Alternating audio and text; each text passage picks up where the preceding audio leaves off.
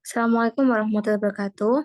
Kami dari kelompok 3 akan mempresentasikan tentang hasil kami, yaitu studi kasus pencemaran udara CO2, analisis cara mengatasi dan regulasi dalam penyelesaiannya. Next.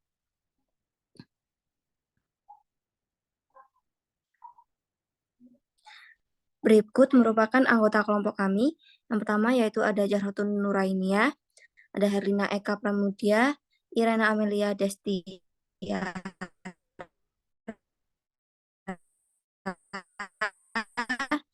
saya sendiri Albania. Next. Yang pertama yaitu ada latar belakang. Next. Yang pertama, latar belakang. Pencemaran udara disebabkan oleh aktivitas manusia seperti limbah industri, transportasi, dan kebakaran hutan. Pencemaran udara mengakibatkan emisi karbon dioksida CO2 di udara meningkat.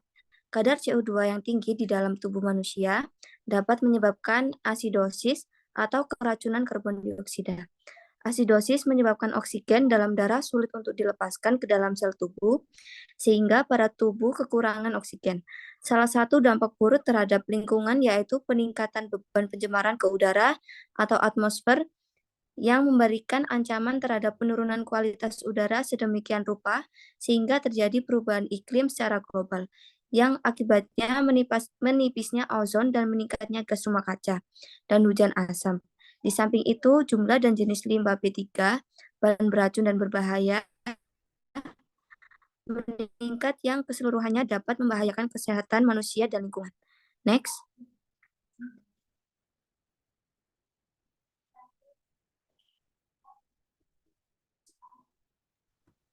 Studi kasus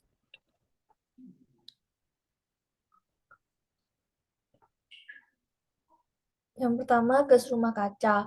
Gas rumah kaca disebabkan oleh 76,7% karbon dioksida, 14,3% metana, 7,9% nitrous oksida, 1,1% gas lainnya.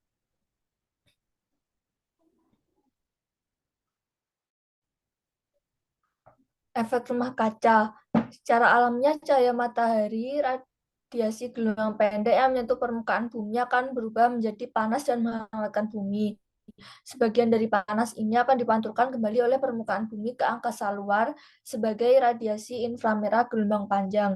Sebagian panas sinar matahari yang dipantulkan itu akan diserap oleh gas-gas di atmosfer yang menyelimuti bumi. Disebut gas rumah kaca seperti uap air, karbon dioksida, dan metana, sehingga panas sinar tersebut terperangkap di atmosfer bumi. Peristiwa ini dikenal dengan efek rumah kaca atau greenhouse effect, karena peristiwanya sama dengan rumah kaca, di mana panas yang masuk akan terperangkap di dalamnya, tidak dapat menembus keluar kaca, sehingga dapat menghangatkan seisi rumah kaca tersebut.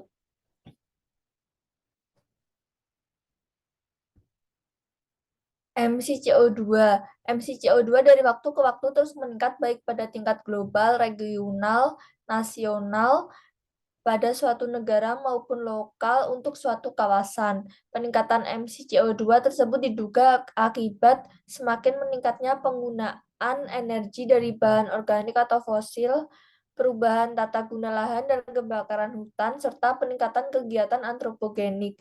Aktivitas manusia seperti penggunaan kendaraan bermotor yang menggunakan bahan bakar fosil dapat meningkatkan emisi gas CO2 di atmosfer. Hal ini menjadi penyebab utama pemanasan global karena pelepasan gas CO2 ke atmosfer. Penyebab emisi CO2 disebabkan oleh transportasi 27%, electric power 25%, agriculture 11%, komersial 13%, dan industri 24%.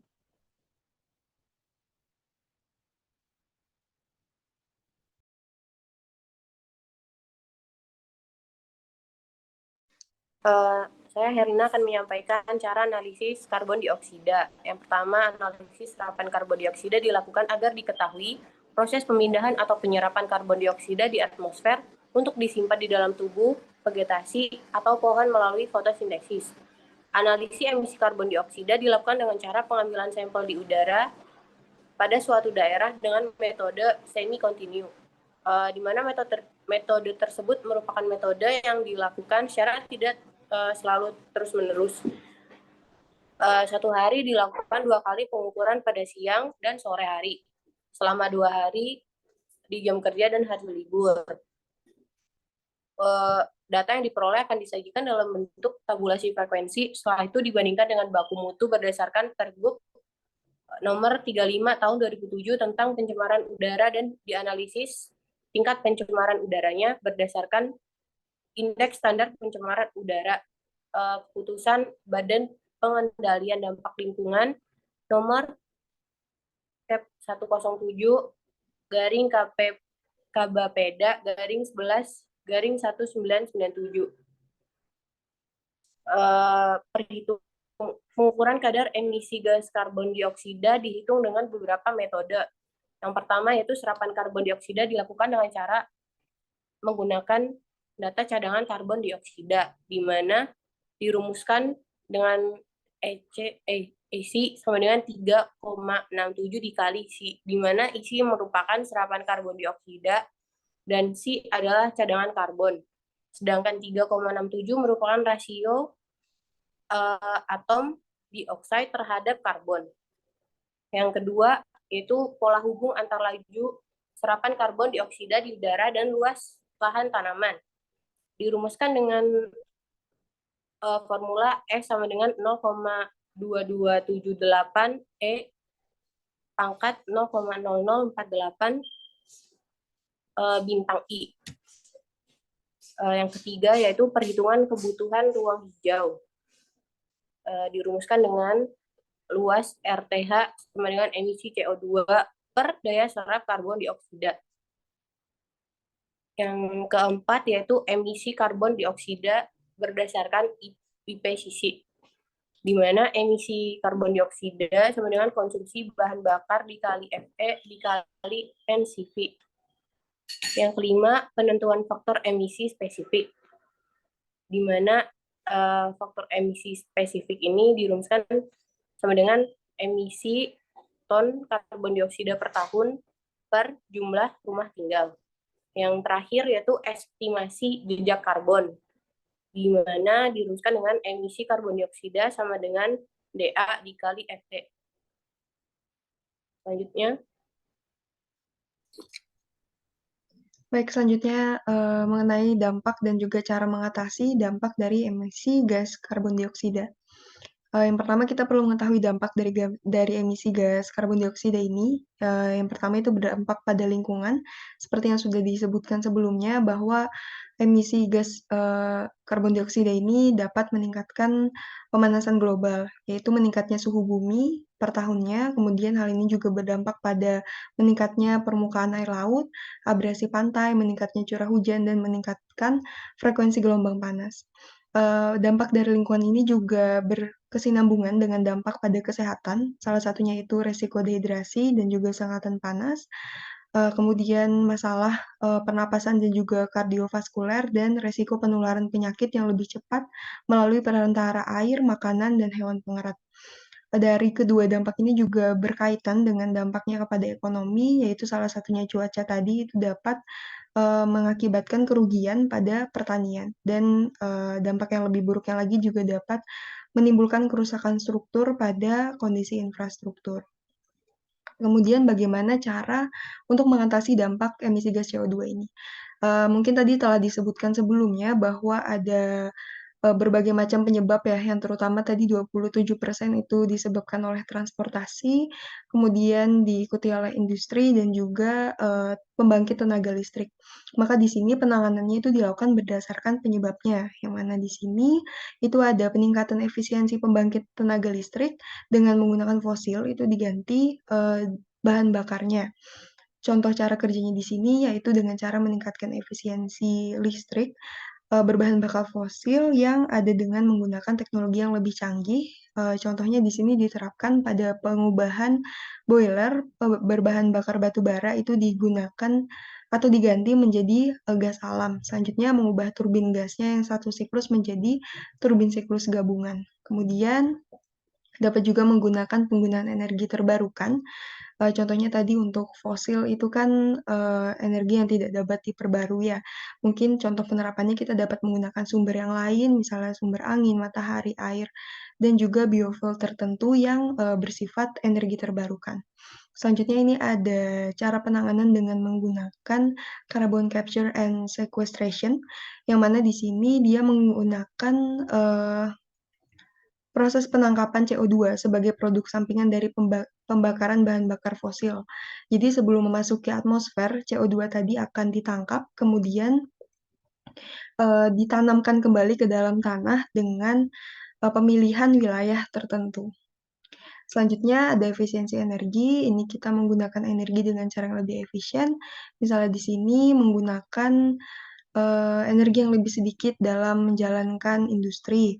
Kemudian daur ulang, di sini kita bisa menggunakan bahan yang masih dapat dipakai untuk dalam industri daripada membeli atau menggunakan alat atau bahan yang baru.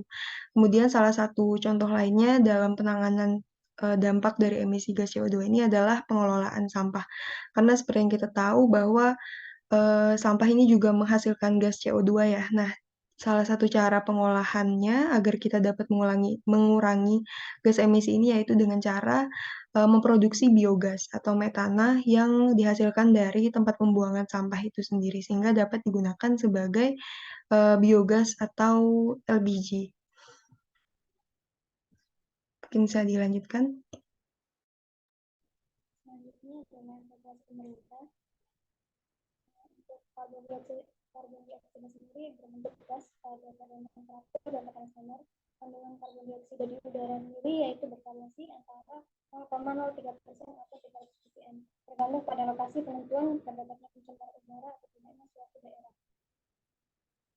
Untuk regulasi baku mutu udara,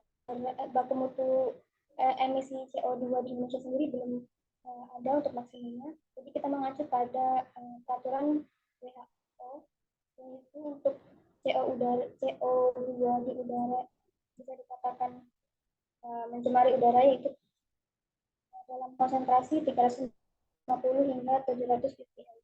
Nah, untuk peraturan atau regulasi pemerintah yang diterapkan itu ada beberapa. Yang pertama, peraturan pemerintah nomor 41 tahun 1999 itu mengenai pengendalian pencemaran udara, merupakan solusi untuk mengatasi dampak dari emisi karbon dioksida di udara. Dan untuk emisi karbon dioksida yang diakibatkan oleh kendaraan itu diatur dalam peraturan Menteri Lingkungan Hidup dan Kehutanan Republik Indonesia nomor 10 tahun 2012 dan peraturan Menteri Lingkungan Hidup dan Kehutanan Republik Indonesia nomor 11 tahun 2021. Kemudian ada peraturan Menteri Energi dan Sumber Daya Mineral Republik Indonesia nomor 22 tahun 2019. Isinya membahas pedoman penyelenggaraan inventarisasi dan implementasi bidang energi.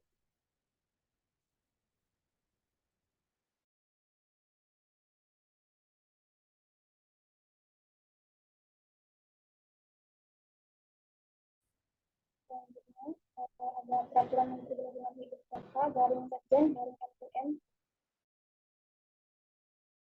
1 garing 2 garing 2017.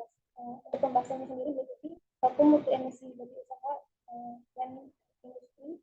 Salah satu contohnya itu emisi semen, kemudian cara perhitungan emisi karbon dioksida yang dihasilkan, kemudian baku mutu emisi sumber tidak bergerak bagi usaha atau kegiatan industri semen. Kemudian regulasi selanjutnya yaitu peraturan Menteri Lingkungan Hidup dan Kehutanan Republik Indonesia nomor 12 tahun 2021 mengenai baku mutu emisi daur ulang baterai lithium. Ini termasuk ke dalam bidang industri. Kemudian selanjutnya peraturan Direktur Jenderal Pengendalian Lingkungan Hidup nomor L5 garing PPI garing SFT garing KUM garing 12 garing 2017. Pembahasannya itu mengenai pedoman perhitungan emisi gas rumah kaca untuk aksi mitigasi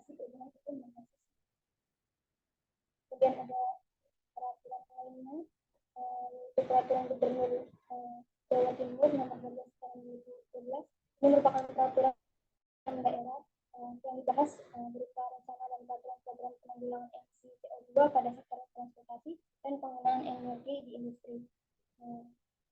Untuk selanjutnya yaitu Peraturan Menteri Lingkungan Hidup Nomor 04 dari 2009. Pembahasannya meliputi ambang batas emisi gas buangan kendaraan bermotor tipe baru, kemudian panduan bagi industri otomotif untuk memproduksi kendaraan bermotor dengan teknologi yang ramah lingkungan.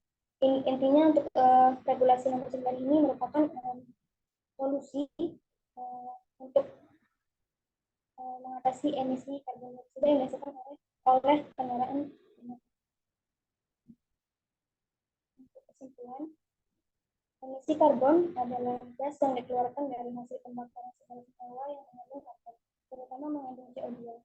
Emisi karbon menjadi salah satu penyumbang perubahan iklim dan pemanasan bersamaan dengan emisi gas rumah kaca. Analisis emisi CO2 dilakukan dengan cara pengambilan sampel udara di suatu daerah dengan metode semi continuous. Kemudian penimbangan emisi karbon diantaranya transportasi sebesar 27%, produksi listrik 25%, industri 24%, komersial dan perumahan 13%, kemudian pertanian 11%, dan penggunaan lahan perhutanan 13%. Beberapa cara mengatasi dampak dari emisi CO2 yaitu penggunaan energi terbarukan dan carbon capture and sequestration atau TPS. Kemudian pengupayaan mengatasi dampak ini juga diatur dalam Peraturan Menteri Lingkungan Hidup dan Kehutanan Republik Indonesia Nomor 10 Tahun 2012 tentang baku mutu emisi gas buang kendaraan bermotor dan regulasi lainnya. Sekian presentasi dari kelompok 3. Mohon maaf apabila ada kekurangan. Terima kasih. Wassalamualaikum warahmatullahi wabarakatuh.